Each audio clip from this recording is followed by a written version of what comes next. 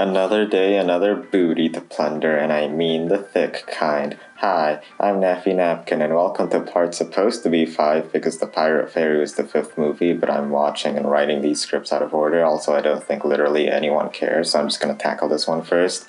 I'll be honest, I was getting impatient. This movie is basically the main reason I decided to analyze the other Tinkerbell movies. You see, when my sister asked me to watch Tinkerbell, she meant The Pirate Fairy because she had nostalgia for it and was skipping the first 4 movies. But not me. When I get into something and become an otaku of it, I will consume absolutely every piece of content from it. Also because it's pandemic and I have way too much time on my hands. That's probably the reason. Also because I haven't seen anyone else talk about this entire franchise Disney just released, so, it's free real estate.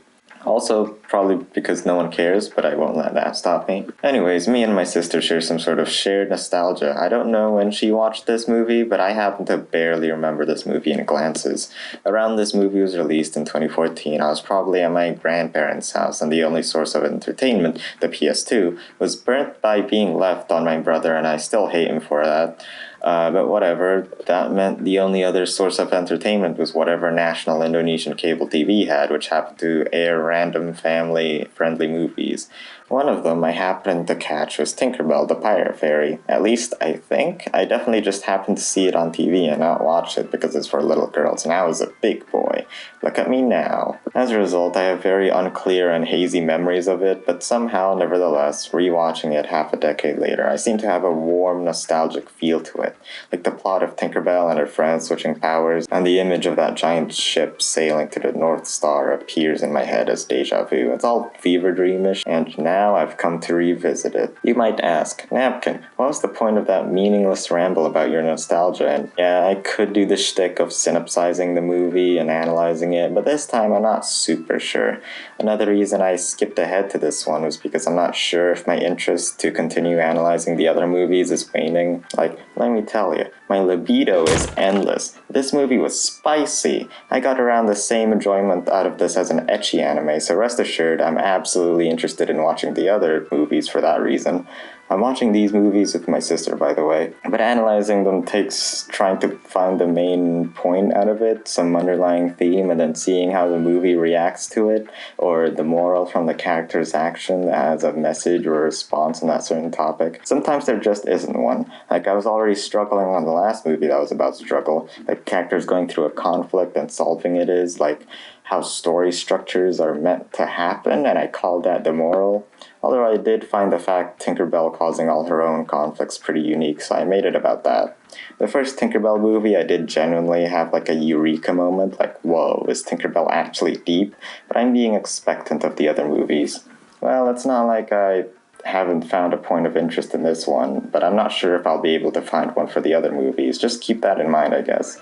I'll do the sin and synopsize it anyways. Zarina, the inquisitive pixie dust keeper, is endlessly curious about pixie dust. She mixes a certain something like sunflower seeds into pixie dust and a speck of special blue dust. Blue dust powers up the pixie dust tree, and it allows the fairy to temporarily become a light fairy. Or if you mix feathers, you become a fast-flying fairy. She tells Tinkerbell of this revelation, thinking she would understand and she would be able to revolutionize pixie dust keeping, just like how Tinkerbell revolutionized tinkering. Instead, Tinkerbell had a constant look of worry on her face and tells her to stop, which causes her to trip and spill gardening pixie dust all over the plant, which made it grow uncontrollably and consume Pixie Hollow. Summing up everything else, Zarina steals the blue dust a year later. Tinkerbell and the gang chase her. Turns out she joined a pirate crew and became the captain. She needed the blue dust to make the entire pirate ship fly and grew her own pixie dust tree to do it. After the human captain, or eventually Captain Hook, realizes she doesn't need Zarina anymore to make the ship fly, they betray her. Shenanigans later, Tinkerbell and the fairy gang show her the true meaning of friendship and manage to stop the ship from reaching the North Star, and Zarina returns to Pixie Hollow and teaches everyone pixie dust alchemy. Fairy kind cannot gain anything without first giving something in return. To obtain something of equal value must be lost. That is alchemy's first law of equivalent exchange. Anyways, I missed a few details here and there, but that was Tinkerbell 5, the prostitute pirate fairy. This is a vastly different movie from The Lost Treasure, where Tinkerbell had to go on a desperate journey by herself. Well, the stakes are similar. The mere inclusion of all her friends coming along for the ride made it a lot more lighthearted, and I think it made it a lot more enjoyable. I'm no stranger to children's media. Hell, if I'm not watching anime or Joko Anwar movies, I'm watching 50-episode-long series of bugmen in rubber suits doing karate. And I'd say I have an equal amount of enjoyment from watching Tinkerbell movies, with the added bonus of getting horny. My boner aside, this movie is mostly just a lighthearted fun romp. I don't really know if I'm biased or not from nostalgia, but let's compare this to The Lost Treasure. First, the exclusion of love interest, automatic plus. Obviously, the entire cast goes on a journey instead of just Tinkerbell. I had worries of most of the cast being set aside and it's just Tinkerbell doing all the decisions and actions, just like a certain show I compared to. But I'm impressed. The tables have turned. I was always pretty annoyed at how much Twilight Sparkle was doing all the work and the main five practically doing nothing except a little joke or emotional support. If you need a comparison, a good episode's playing to every character's personality would be Season 1 Dragon Shy, but a bad one would be most season premieres and finales. But in Tinkerbell fucking 5, the Pirate Fairy, everyone had a character and actual use in the plot and the team. Sadly, that does mean Tinkerbell does lose her importance and sassiness, which wasn't really transported to this movie to make space for the other to shine, which I'm actually completely okay with. I thought the power switching story basically forced the writers to make their switched powers to be used for haha funny shenanigans, and they're getting used to the powers and utilizing them in the spotlight, which I thought was really cool. Which also didn't make sense. Like, if you mix all the pixie dust, wouldn't that make you be able to use all the talents at once? Also, in the end, they used mixed pixie dust again, but this time to wake everyone up at the fairy stadium?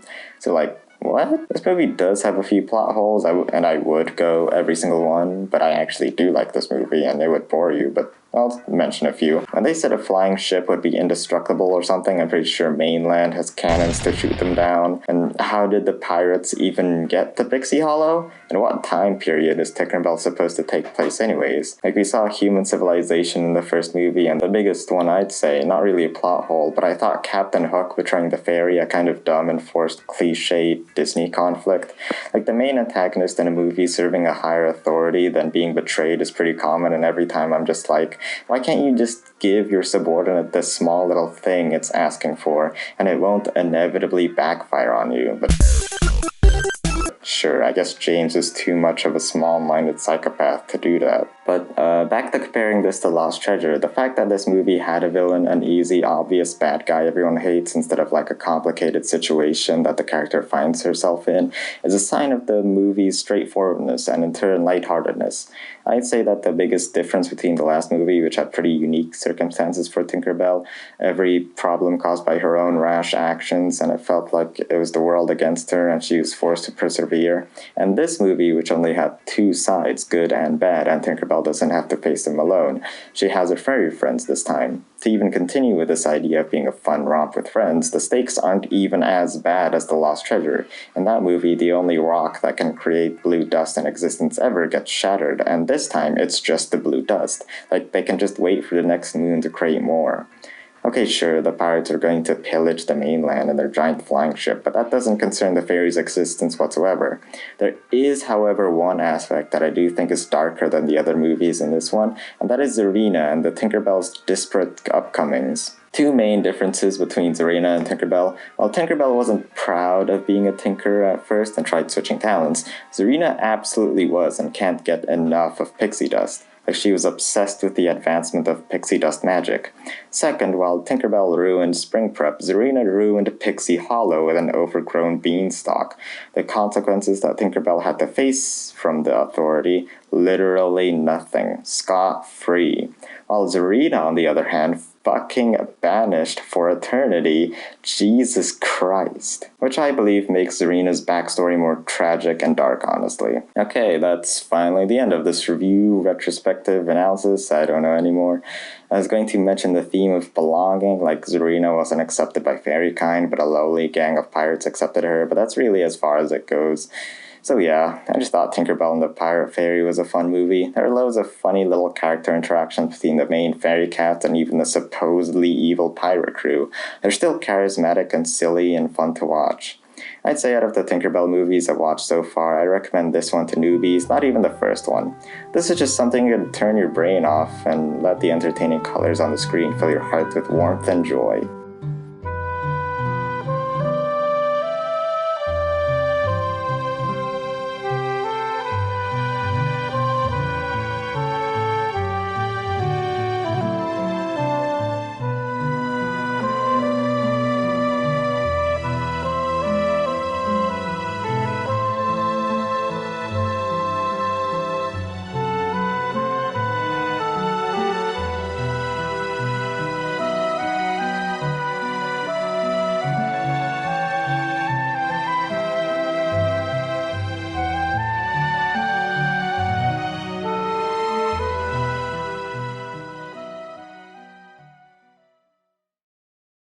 and personally lust.